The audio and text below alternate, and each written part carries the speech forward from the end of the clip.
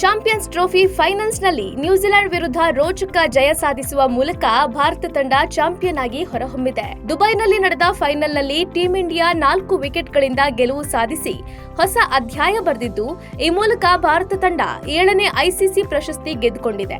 ಮೊದಲು ಬ್ಯಾಟಿಂಗ್ ಮಾಡಿದ್ದ ನ್ಯೂಜಿಲೆಂಡ್ ಭಾರತಕ್ಕೆ 252 ರನ್ಗಳ ಗುರಿಯನ್ನ ನೀಡಿತ್ತು.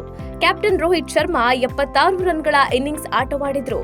ಇದರಿಂದ ಟೀಂ ಇಂಡಿಯಾದ ಗೆಲುವು ಸುಲಭವಾಯಿತು. ಆ ಮೂಲಕ ರೋಹಿತ್ ಶರ್ಮಾ ಹಲವು ದಾಖಲೆಗಳನ್ನ ಮಾಡಿದ್ರು. ರೋಹಿತ್ ಶರ್ಮಾ ನಾಯಕತ್ವದಲ್ಲಿ ಭಾರತ ಸತತ 2ನೇ ವರ್ಷ ಐಸಿಸಿ ಪ್ರಶಸ್ತಿ ಗೆದ್ದಿದೆ. ಕ್ರಿಕೆಟ್ ಇತಿಹಾಸದಲ್ಲೇ ಇದು ಮೊದಲ ಬಾರಿಗೆ ಸಂಭವಿಸಿದೆ.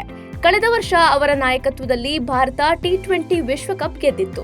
ರೋಹಿತ್ ಶರ್ಮಾ ನಾಯಕತ್ವದಲ್ಲಿ ಭಾರತ 2 ಐಸಿಸಿ ಟೂರ್ನಿಗಳನ್ನು ಕೂಡ ಗೆದ್ದಿದೆ. ಇನ್ನು ಐಸಿಸಿ ಟೂರ್ನಮೆಂಟ್ ಫೈನಲ್ನಲ್ಲಿ ರೋಹಿತ್ ಶರ್ಮಾ ಒಮ್ಮೆಯೂ ಅರ್ಧಶತಕ ಗಳಿಸಿರಲಿಲ್ಲ. ಇದು ಐಸಿಸಿ ಟೂರ್ನಮೆಂಟ್ನ ಫೈನಲ್ನಲ್ಲಿ ಅವರ ಮೊದಲ ಅರ್ಧಶತಕವಾಗಿದೆ. 41 ಎಸೆತಗಳಲ್ಲಿ ಅರ್ಧಶತಕ ಪೂರೈಸಿದ್ರು.